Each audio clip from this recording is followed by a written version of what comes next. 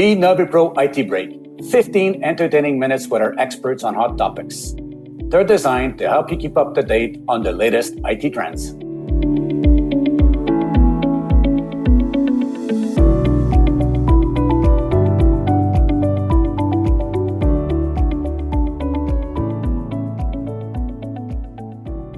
Welcome to this IT Break, episode 56. My name is Pierre Tocci with NaviPro. I'm a senior consultant, IT transformation strategies. And today our guests are Vivienne Suen, security architect at IBM, and her colleague, John Beal. John. John is the Canadian security channel manager at IBM. Welcome, both of you. Hi, Thank Pierre. You. In my role as an IT transformation strategist, I rely on people that have the knowledge and the competencies that I need to learn from. It's you guys. Thank you for joining. Thanks so much for having us.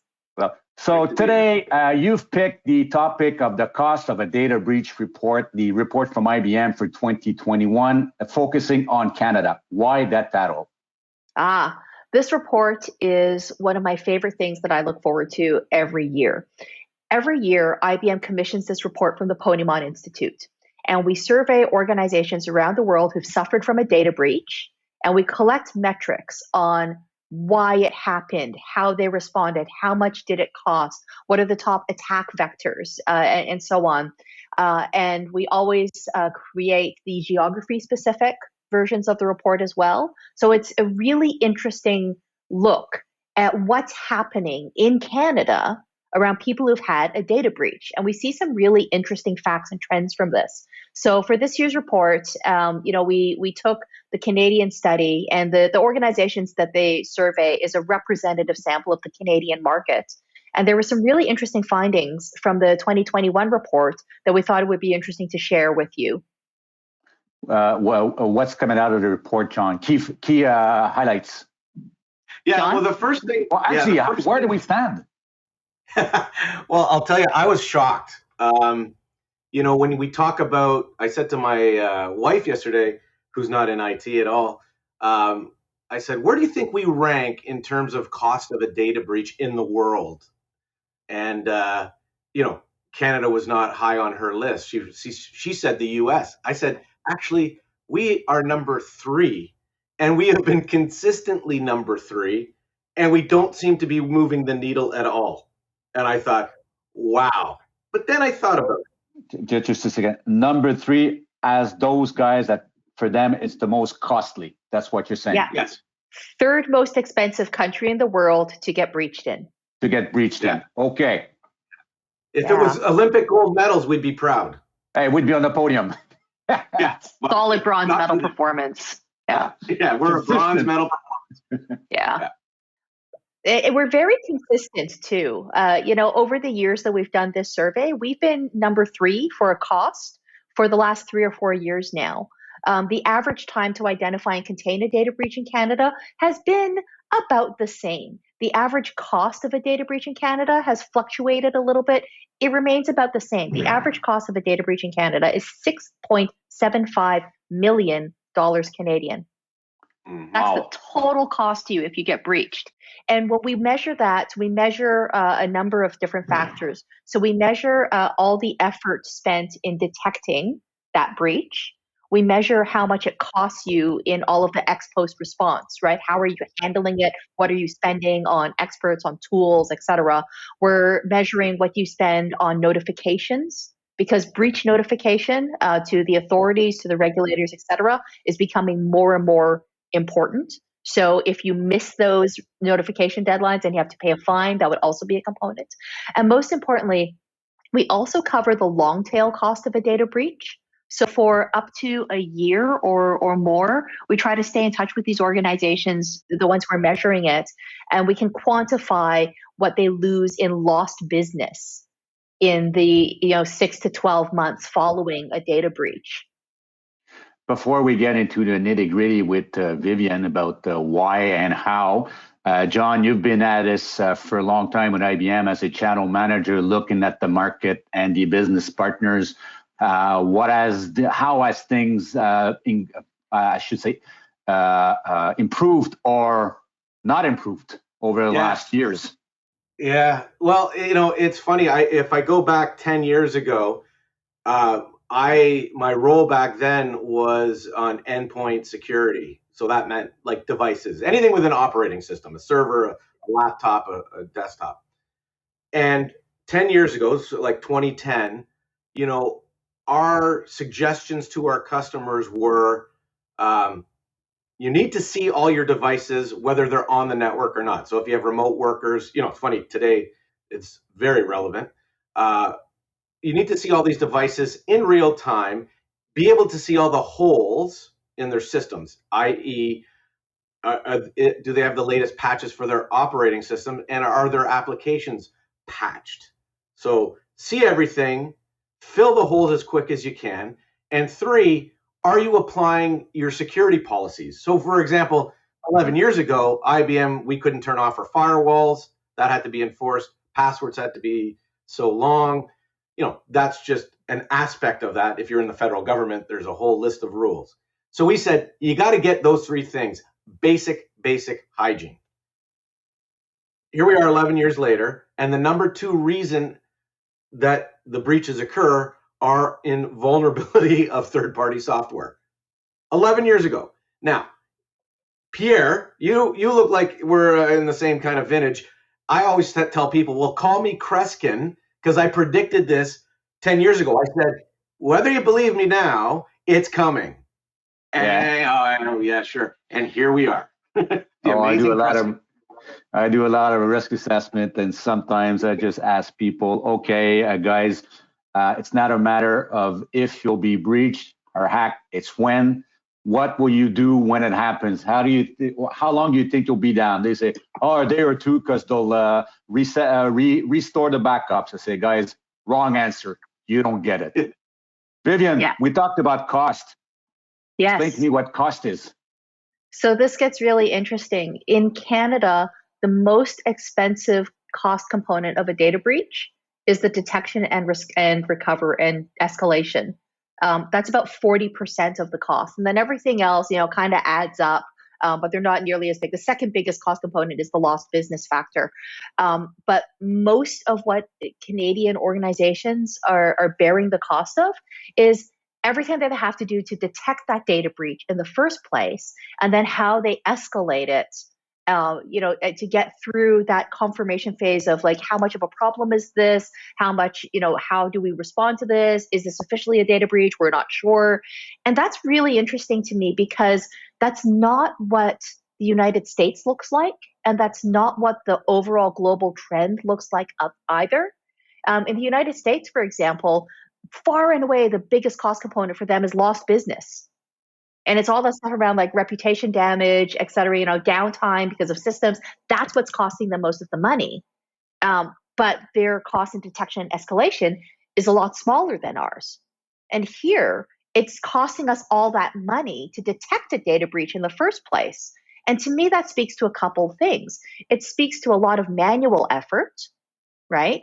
It speaks to a lot of lack of visibility. So wherever we're investing in our preparedness, it's obviously not in the right places. We have some defenses up, not the right ones. John mentioned that the number 2 most common attack vector for Canadian organizations is third-party software vulnerabilities, just the stuff you haven't patched. The number 1 is stolen credentials. And that's really interesting, because in almost every cyber attack, particularly in ransomware or data breaches, the attackers will try to steal credentials. That is standard tactics. They will always do that. They will also try to escalate privileges. So they'll take a regular user's account and give them admin access. So, if you have the right tools in place and you're controlling your privileged account access and you're controlling the privileges, then it makes it easier and faster for you to detect that response. And we know, because of the customers that we talk to and the conversations that we have around identity and access management and governance, we know that privileged access management and adaptive access and risk-based authentication, these are not things that most Canadian organizations have invested into this point. So that's just one area where that gap could be closed, or you could start to look at having the right types of defenses in place that would bring down that cost of the data breach. Because to me, it sounds like it's much easier to forecast a bucket where you will invest in investigation, detection, than trying to forecast the cost of damages, right? In the States, they seem to be investing much more or in the cost of damages, in evaluating the cost than we are here. But then they take this much more seriously. According to what you're telling me, Vivienne, we don't take it seriously, they do. Yeah, there's been some really interesting trends in the Canadian market around where people allocate the different portions of their cybersecurity spend and how much of that is spent in preparation and how much of it is spent in response. And I mean, the overwhelming trend that we're seeing, I don't want to get too far into the weeds on this, but the overwhelming trend that we're seeing is that where we are spending money, it's not in the right places, or we're not covering enough of the attack surface to have a chance of detecting ransomware or a data breach quickly. Like maybe we have a lot of stuff around email security and antivirus or something like that, but maybe we haven't looked properly at data security. Maybe we have huge gaps in how we manage identity. Maybe our ability to detect things on the network is really, really low. And you can't, like with the way that modern ransomware works, you have to have something in all of those areas. And that doesn't mean you have to spend $1 billion in each of those areas because nobody has that kind of money. But you've got to have something. You've got to understand how those layered defenses, or call it a zero trust framework if you want. I really don't care what you call it, but you need to cover all those bases. John, going back to your initial question when you started, with data protection or mobile devices or laptops protection 10 years ago, here we are today where the network is everything and all over. We don't know what it is. Don't try to figure out how many devices that you have. You'll never be able to. Even in your house, you have no idea. I mean, it is what it is now, right? With the smart TVs and probably the smart toasters next week, because we'll get there too. Right? My new fridge has a Wi-Fi. I'm not. There you go. Just one week patch in that fridge. Well, there you go. Somebody can take possession of it, right, on your network. But is this a problem of education, awareness, training? What is it in your view? In my view, because we have to get better. I mean, obviously. Yeah, it's a little bit of everything. Vivienne touched on it a minute ago when she's saying, people are investing a lot in the tools, and I'll say there's left of boom and right of boom. The boom is the breach. Yeah.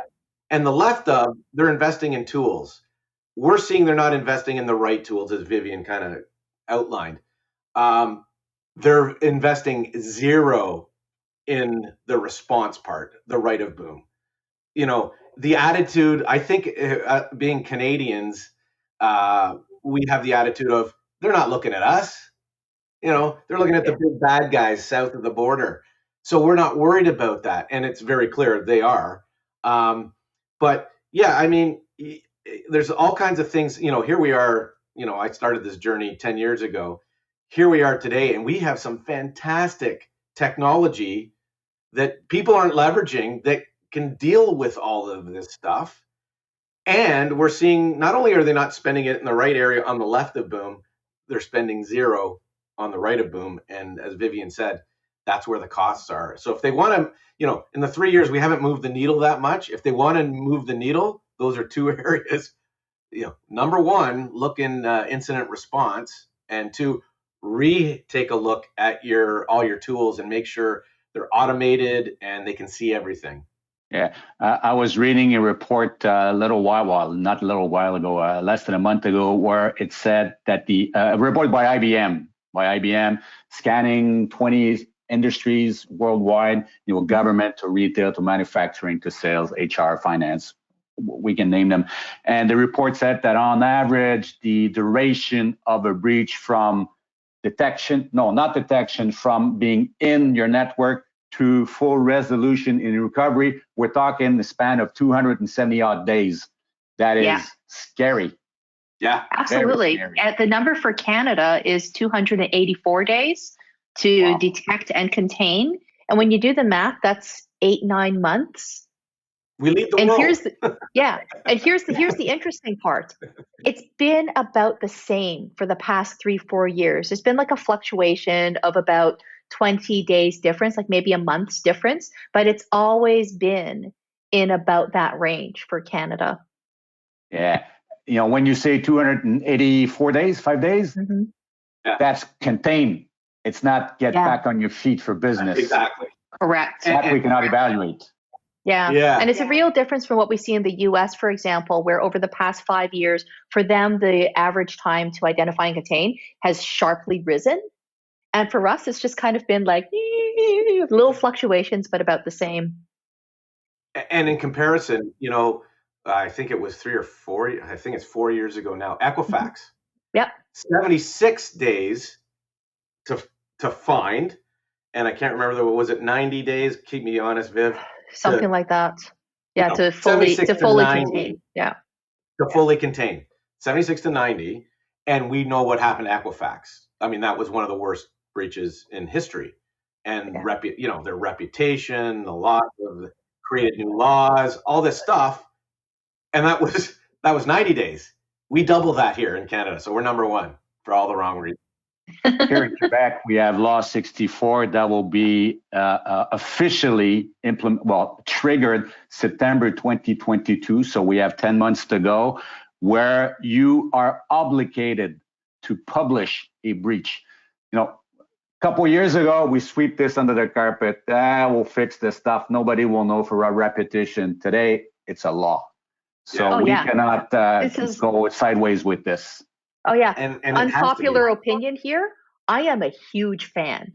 I am a huge believer in mandatory breach notifications and disclosure. I think it's really, really important because the only way that we combat the complacency that we see in the market is by putting this out in the open. When you can sweep it under the rug and you don't have to tell anybody what happened and what the effect on your organization is, and you can just kind of, stumble and recover in a year, then that's what feeds that idea that, oh, we're Canada, we're too small to be breached. And you look at the headlines, we have the transit authorities in major Canadian cities being breached. We have the health authorities in Canadian provinces being breached. And I'm not going to name who they are because if you've been following the news, you know who they are. The bad guys are here, and it's very, very real.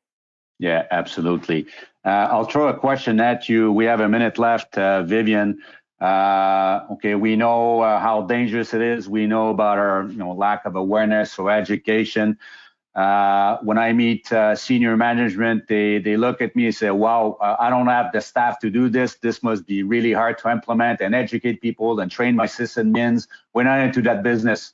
Is there an easy answer to this? Is there any easy answer in cybersecurity?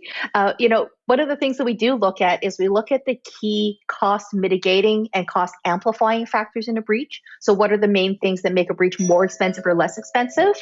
And some of these are obviously big ticket items, require a lot of investment, but not all of them are. Things that can easily decrease the cost of a breach. Have an incident response retainer. Have a CISO appointed. Do employee training, right? Especially now with the remote workforce. Have a data security program. And that means everything from classification to resilience, the entire data lifecycle. Things that make breaches more expensive, complexity of your environment, lack of patch awareness, lost or stolen devices. Huge factor that makes your breach more expensive. So have a device management solution and a strategy in place. Yeah, absolutely. What I've seen in the research and discussions with folks like yourself and others is that bad actors roam in our networks and they're just looking at us. They analyze who we are, what we do, and they know our network better than we know our network. Yeah, and they're there for weeks or months. Yeah. Well, we could go days and days with these topics. They are amazingly interesting and for me, very puzzling as to how people just, I won't say don't get it, but don't realize how serious this stuff is, really. It's simple. Do you want to spend some money now or do you want to spend $6.74 million later? Because that bill's going to show up at one point. Yeah. Easy to tell that story to the board. How much do you want to lose in 6 months? Yeah. It is what it is. Yeah. It's coming. Thank you, folks. That was really interesting. Again, to remind you, that was episode 56 on this podcast. The podcast will be available on our hub of content at hub.navipro.com. Thank you again, Vivienne and John, for this 20 minutes together today. We went overtime, but the matter was well worth it, should I say. Thank you. Pleasure to be here. And to our audience, well, I hope to see you soon on episode 57. Thank you again for having joined us today.